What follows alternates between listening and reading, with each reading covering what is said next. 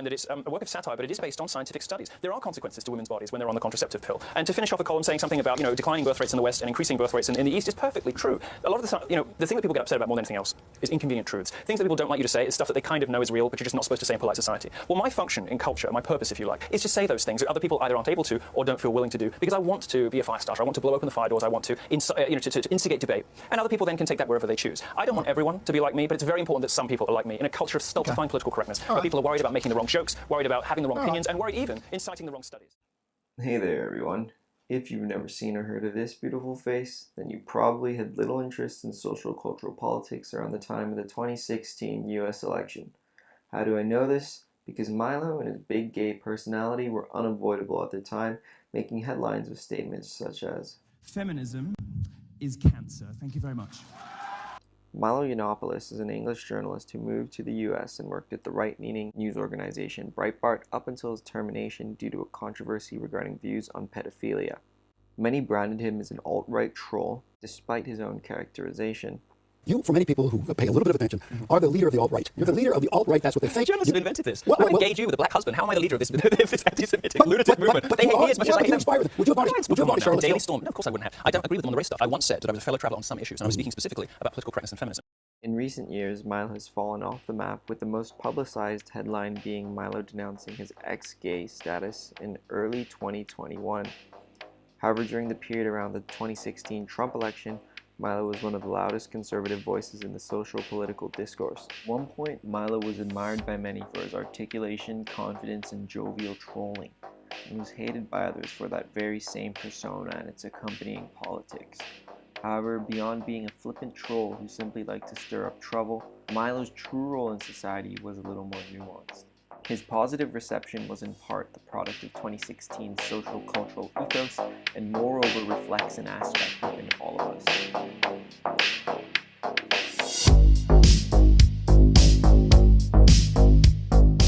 If you look at equality in society, if you look, for example, at Bangladesh versus Norway, what you notice is the number of women in science and technology subjects actually goes down as societies get more equal, because women simply don't make the same choices that female academics and feminists would like them to. Upset snowflakes. It's very difficult to describe yourself as not a feminist if you're in public life, and that's an enforcement of a particular political orthodoxy that is not shared by the majority of the public. I mean, very few women describe themselves as feminists. Fewer than 1 in 5 in America, just 7% in England. I'm sure the numbers for Australia, being a very sensible country, are about the same. And the gap between the media and people at home is growing all the time. That's my insight, and that's what I seek to expose and ridicule and have fun with. Impish British fag. We will not tolerate racism or sexism or hate crimes and violence. He's a fascist, and Berkeley did not welcome him. Yeah, fuck you. How fucking dare you call me white supremacist? The amount of black dick that's been in my mouth. It's really, I must be the most self-loathing white supremacist in the world. Well, I'm a free speech activist, so sometimes I say outrageous and controversial things. Sometimes I'm a jokester and a trickster and a rookie-esque figure. So, where are we? I take it really seriously.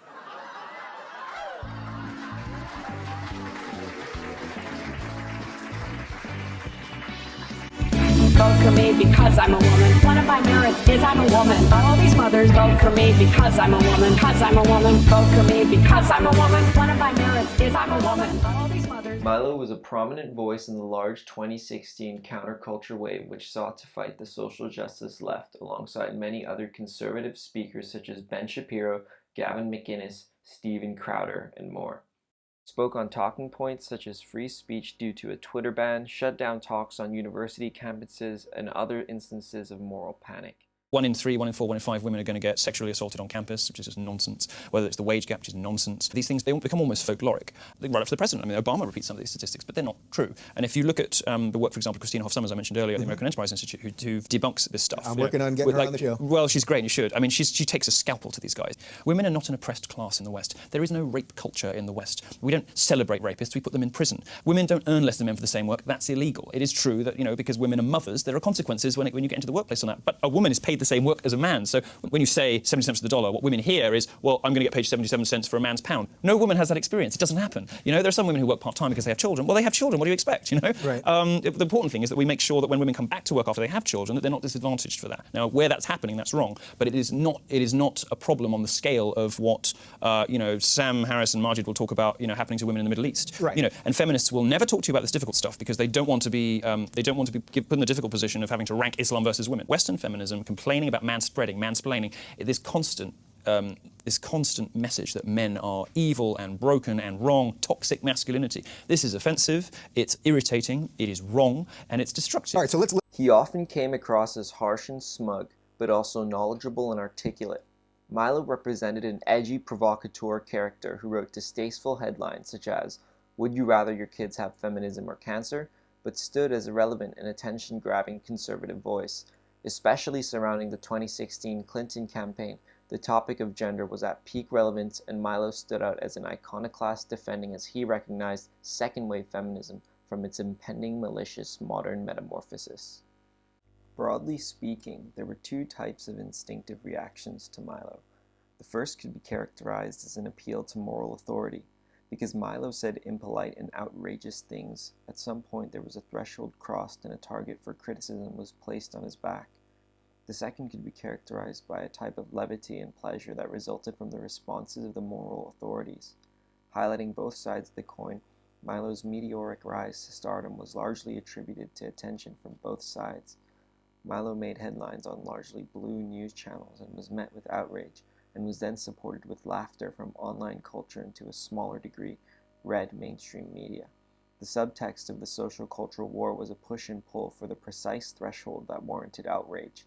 In the eyes of Milo, the threshold had been lowered far too much, and the moral panic that often ensued stifled the fun and joy of life. Seems to be no civility because of what's said on social media, and you seem to just hit the things that will get reaction. Maybe nothing more. Isn't that really what you're doing?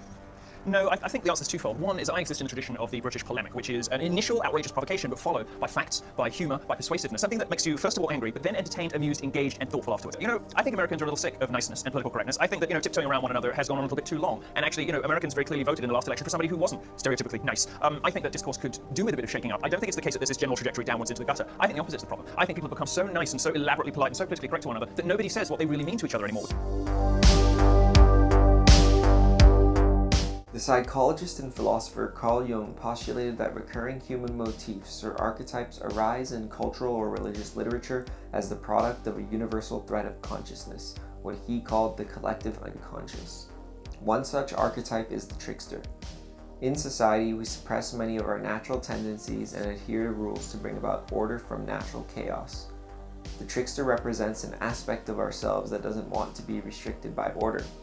The foolishness of the trickster is his instrument for poking holes in the logic of the established order, demonstrating that social expectations are sometimes rather arbitrary.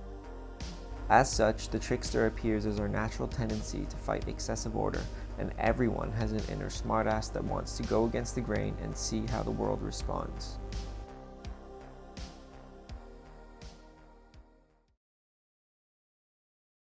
Guys for. So I switched into sciences, and about every couple of months somebody would come in and they'd say, okay, for all the women in the room, I know you've had a much harder time getting to where you are than the men have.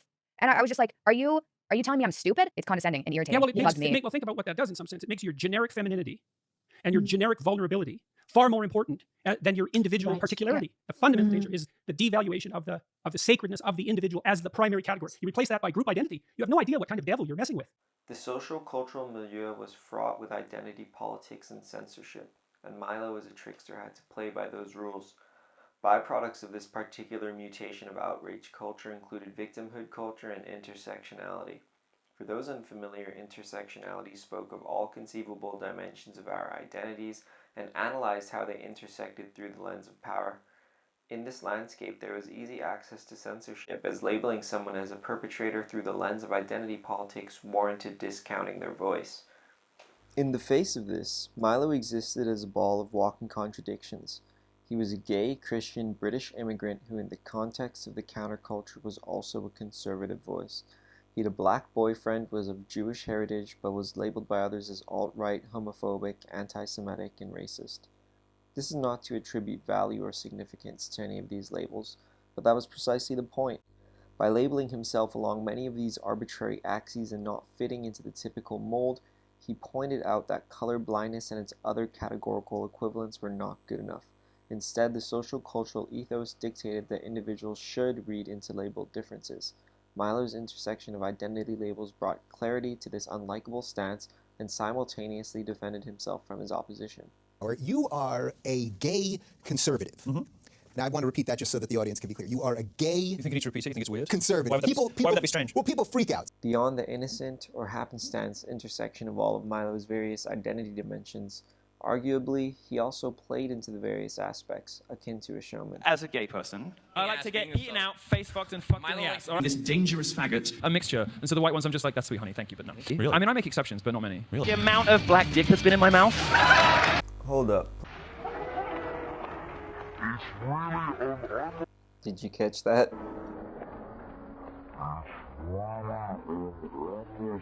Even this guy found it funny for a second before he remembered he was supposed to be mad. Milo relished controversy, as it brought about a larger audience for his trickster antics.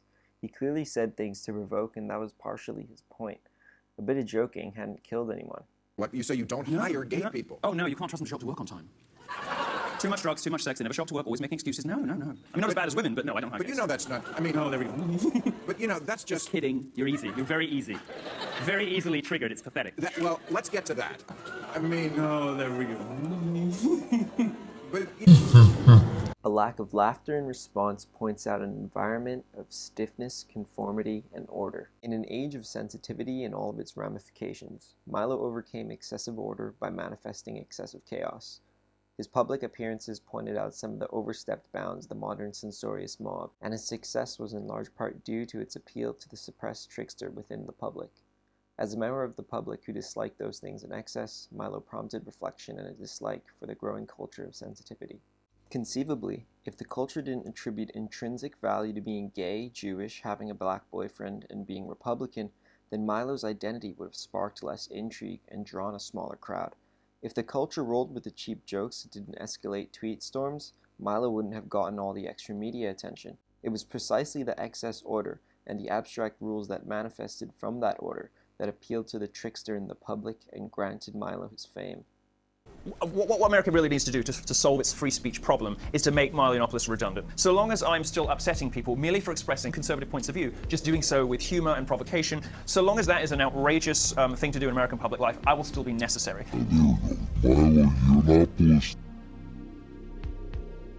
Welcoming chaos welcomes the unknown, and the unknown is unpredictable. The allure of the trickster is its lack of self-restraint. It's fun. And Milo, in a more recent interview with Jordan Peterson, admitted that he has always enjoyed this aspect of living. But I remember an element of sort of mischief and defiance in there, which has always been at the core of my personality. Just this reflexive and unshakable refusal to bow to any kind of authority. Milo succumbed to the intoxication of inflicting chaos as he made comments defending sexual acts with 13-year-old boys. You made the unforgivable case, I think, publicly, that this sort of thing happened far more commonly than people were willing to admit. I took it a step further even, and said that not only is this something that happens far more often than people are willing to admit, it is a function of gay life and gay adolescence, blossoming, whatever, and it is a proper subject for humor. After these comments, Milo resigned, citing poor editing and British sarcasm. Milo addressed his comments as ignorant in retrospect, as he conflated his own younger self with his modern self, and failed to dissociate the two until getting to know his 16-year-old stepson. I didn't get it when all I had to go on was my memories of being the inside. Because now I look at somebody I care about who is 2 years older even, and the thought of me at that age and someone taking advantage, suddenly I get it. I'm like, I would kill the guy. He seemed positive about his personal career prospects, but his speech indicated a slight bitterness for right-wing media who couldn't bear defending his comments. They're doing with you what they did with me. So they did it with me, they let me get as far as Bill Maher and the tour and all the rest of it, and then they came for it. They're letting you climb higher. So your fall is going to be just like mine was, and they'll get you on something else. They'll get you on a complete nothing burger. Because mine, let's face it, was a nothing burger. And perhaps he had a point. The progression of society could largely be viewed as a function of deriving order from natural chaos.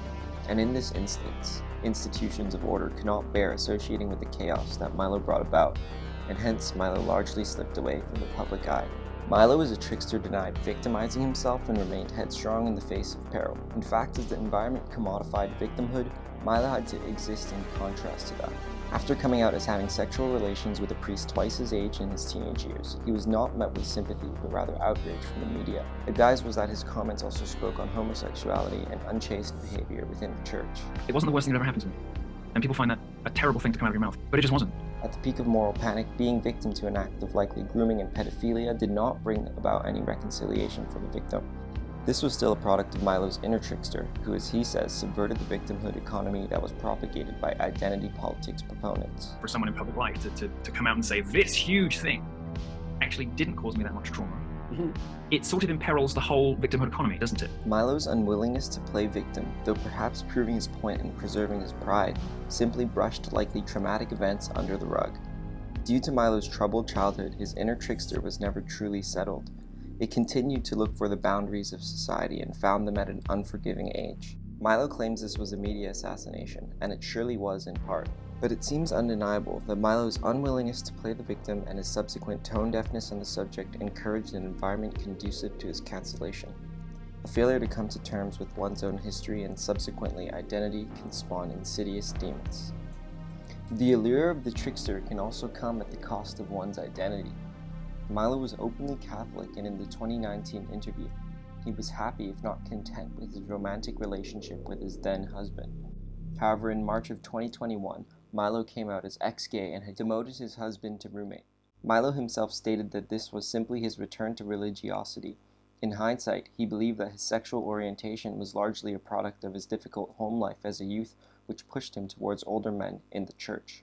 He did not feel like he was groomed at the time, but with little more perspective and age, he came to recognize his disturbing past for what it was, which prompted him to make an effort to redefine himself. Milo's recourse can be viewed as his own attempt at untangling the chaos he once welcomed from his identity. The string of religion was the one he chose to hold on to. Milo's drastic change in public reception also became another parameter of consideration for Milo coming to terms with his own identity. Dogs don't bark at me anymore, and it happened almost overnight. Why is he overcompensating with a mullet? He's like, what is the dumbest, straightest hairdo I can find? So just to be clear, when he stopped being gay, God used dogs as a way to communicate God's pleasure with what he was doing by not having them bark at him. Gay dogs. It's almost like he's just looking for attention. To this day, Milo's vision of a Friday night talk show with 3 million viewers has yet to come to fruition. Conceivably, due to public figures such as Milo, outrage culture has met resistance, and since 2016, society has proceeded towards equilibrium. This gradual return to equilibrium arguably produces an environment less suited to a personality like 2016's bombastic, arrogant Milo Yiannopoulos, and Milo has yet to return to his former fame. To return to fame, Milo likely has to come to terms with the values and virtues that undergird his worldview and re-establish a public face he wants to put forth. Perhaps for Milo, equilibrium will settle outside the public eye. You can only play trickster and turn a blind eye to the invited chaos for so long, as cognitive dissonance gets the best of you. As you lose sight of the borders of rationality, you lose sight of the core tenets that uphold your being and what you stand for. This, in a sense, stands as a lesson for everyone to not overindulge your inner trickster. In hindsight, it seems that Milo is quite aware of his role as a trickster in society. If my rudeness provokes people into, first of all, saying, oh, what a monster, blah, blah, blah, and then 20% of people start talking about what I was actually saying, I will consider my career to have been a terrific success. He enjoyed manifesting chaos and relished in the attention that it brought about in a structured and sterile world. His awareness of his role in society, however, was not enough to save his own downfall, as he grew comfortable as a trickster and became dissociated and ungrounded from those once considered allies. Compounded with a troubled family life and an arguably traumatic childhood, though he climbed to relevance at the forefront of a countercultural movement with his wit and persona, he became consumed by the persona he aimed to put forth, exemplifying the course of the unhindered trickster.